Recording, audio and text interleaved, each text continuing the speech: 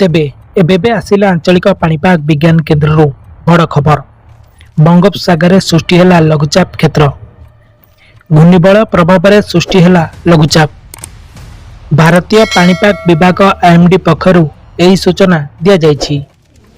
ଦକ୍ଷିଣ ପଶ୍ଚିମ ବଙ୍ଗୋପସାଗର ଏବଂ ତତ୍ସଂଲଗ୍ନ ଉତ୍ତର ଓଡ଼ିଶା ଉପରେ ଏକ ଘୂର୍ଣ୍ଣିବଳୟ ପ୍ରଭାବରେ ଏକ ଲଘୁଚାପ କ୍ଷେତ୍ର ସୃଷ୍ଟି ହୋଇଛି।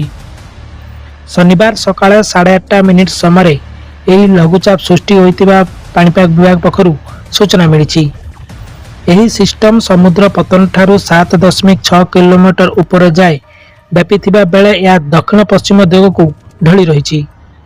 ଏହାର ପ୍ରଭାବରେ ଉତ୍ତର ଓଡ଼ିଶା ଏବଂ ପଶ୍ଚିମ ଓଡ଼ିଶାରେ କିଛି ସ୍ଥାନରେ ପ୍ରବଳରୁ ଅତି ପ୍ରବଳ ବର୍ଷା ହେବାର ସମ୍ଭାବନା ରହିଛି।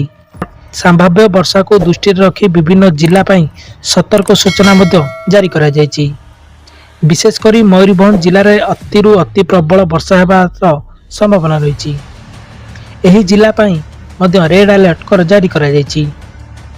ସେହିପରି ପ୍ରବଳରୁ ଅତି ପ୍ରବଳ ବର୍ଷା ପାଇଁ ଅନେକ ଜିଲ୍ଲାକୁ ଅରେଞ୍ଜ ଆଲର୍ଟ କରାଯାଇଛି।